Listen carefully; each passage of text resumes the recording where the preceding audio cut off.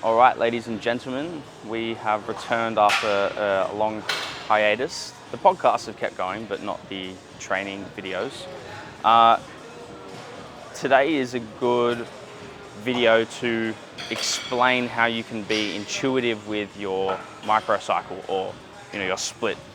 So I'm still running an upper lower rest, repeat, but because of a leg session that I did with a friend, I just trained too hard, required too much recovery. I was just still very sore, just traveling, not the best sleep. And so I decided to take an extra rest day. I then trained legs yesterday, and then I'm doing push today, pull tomorrow, back into legs, and then I'll get back into my normal cycle. So I'm doing a touch more total sets in this push session, and then I'll go back to my normal routine after this little hiatus from upper lower. And yeah, I mean, I haven't done a push session in a long time, so it's a little bit novel. And yeah, we'll take it through it. We did 3 sets on the prime press. To be honest, I'm feeling a little bit acutely fatigued coming into this shoulder press, but that is a fantastic chest press and I need a bit more chest, so I'm definitely not going to say no to that. We're going to do one more set here. That was a abysmal 4-repper, I think, maybe 3. And that's just because I'm not used to this layout with this machine being where it is after 3 sets of a shoulder press. So that's all good. I'll get back with this set and then we'll do a fly, some side raises, and I think I'll chuck in some rear delts on this session as well. But I'll see how I feel at the end because I might add that to the end of my pull session. So we'll get through the rest of this session.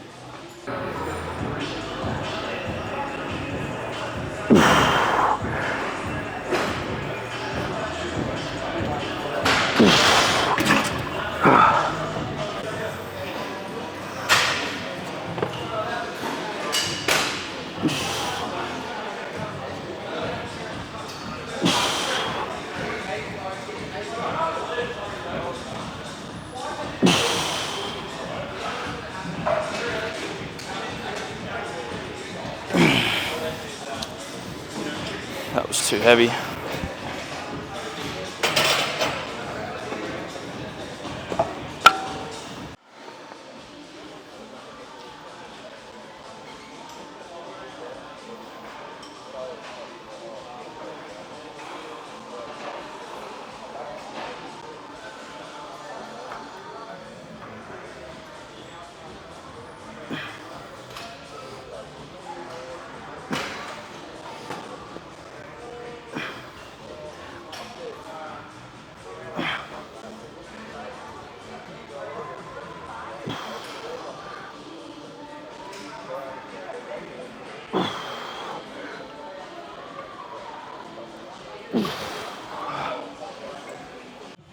Running a bit of a combo. It's I call it a dumbbell fly, but it's in essence a press, just in the way that you move. And I make sure I'm not coming all the way to the top, so really biasing that lengthened position. And I love using the wide grip dumbbells. They just sit really nicely into my hand, and they feel really good. So I've been doing this movement for a fair few weeks now, and it's been feeling excellent. And again, just not locking out the top, just biasing the lengthened position.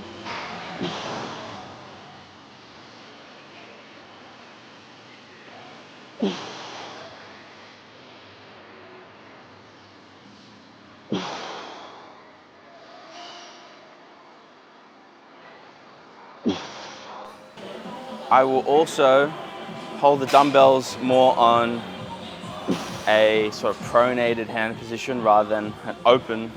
It feels more comfortable on my bicep and my shoulder. So you gotta listen to what your body tells you sometimes, and I still get a great connection per se to my chest. So do one more set there.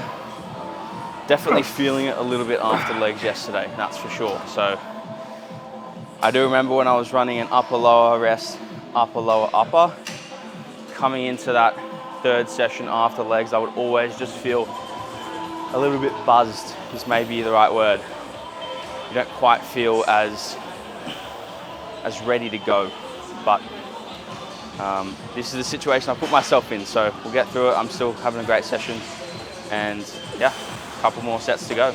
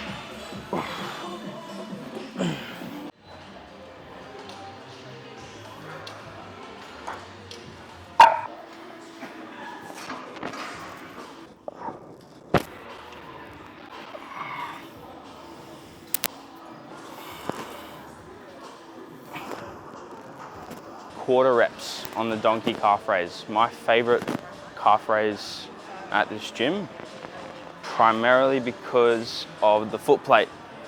I don't slip. I find that happening a lot of the time on most other calf raise machines.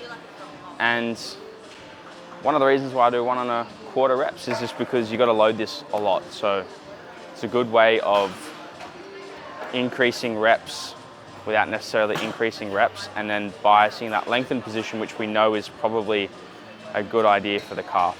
I'll then make sure I pause a bit longer in the stretch as well, to really ensure that I'm not building any elastic energy through the eccentric portion of the movement. So get a nice pause in between each rep and each quarter rep, and then we're gonna run 3 sets here today.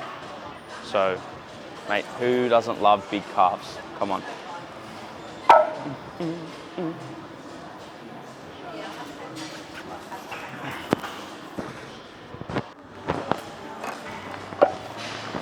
2.5s and we're good.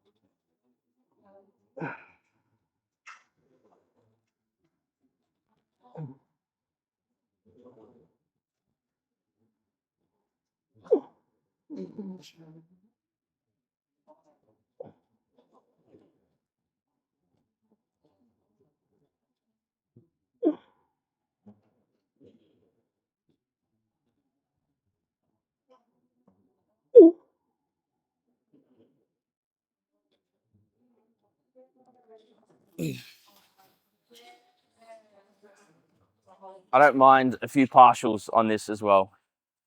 And like I was saying before, with the amount of load and doing 1 1/4s, it sort of makes a bit more sense. Just the exercise in itself makes a bit more sense to do 1 1/4 reps as well.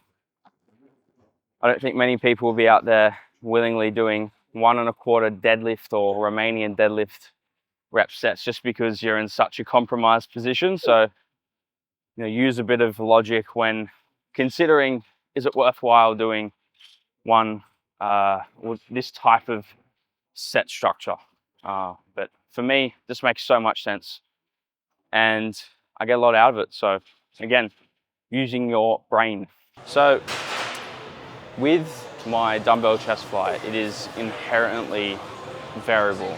It's very easy to perform it to make your reps go up or even your load go up. And I can feel it. The first couple reps of my last set were definitely not the way I performed the last reps of my last set, like if I'm to break it down in two. So programming, I'm okay with it. I get good benefit from other aspects of the movement, and just being aware of that when I am looking to increase load for any particular reason, that, okay, this is how I'm standardizing this movement, and this is when I'm comfortable with increasing the load or reps. So, when I do go back and review footage, I need to make sure that my lower arm is out at a certain angle. So it's not perpendicular with the floor, but it's slightly out to the side. And making sure I'm not losing my chest position, I'm staying tall and proud and not excessively arching through my lumbar. And as long as you standardize things for the movement for yourself, that's the biggest thing. Because if you progressively overload and the movement is vastly different and you have no appreciation of how vastly different it is, that's when we're just getting false progression. And at the end of the day, was it worth increasing the load? Probably not. Probably needed to fine tune your technique a little bit. But we're gonna finish on some side raises.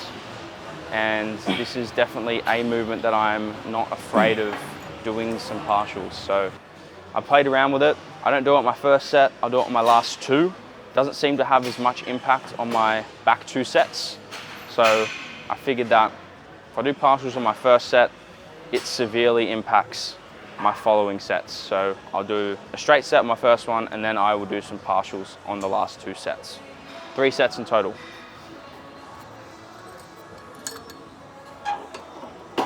Okay, side delt raise. I love cueing, scraping your fists along the floor and then the walls either side you.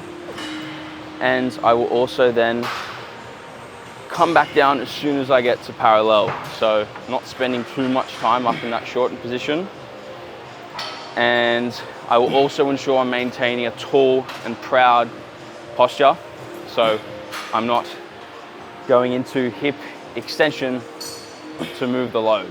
All right, so it's like tall and proud, strings pulling my head to the ceiling, and I'm just locked in, just focusing on abducting at the humerus, just getting that lateral delt being, that primary mover, which it would be regardless, but dialing up that dial just a little bit more to get more for my side delt.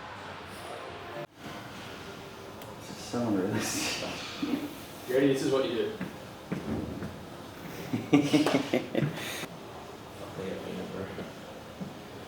Yeah, you still got the V table.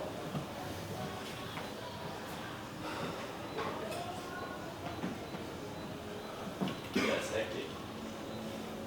You got good mobility. It's not too bad. Also just posing. Yeah. Yes. Yeah.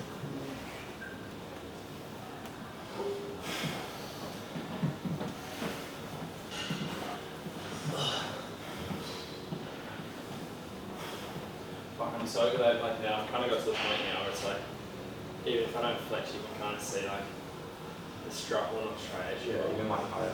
All right, session wrapped up. I was somewhat coerced to do a physique reveal, but it was a bit of fun. Some of the other friends up there, and let's wrap up the session first. So finish with side delts, 3 sets, couple partials at the end of those sets as well. But don't be afraid; it's not going to ruin, your session or your recovery in terms of how much total fatigue it accumulates. It's vastly different from something like a big compound. So, if it's an area you need to bring up, or it's something that increases your enjoyment, I love doing it on side delt raises, go for it. But then also consider, you know, are you in a contest prep? Are you doing something that contextually doesn't make sense?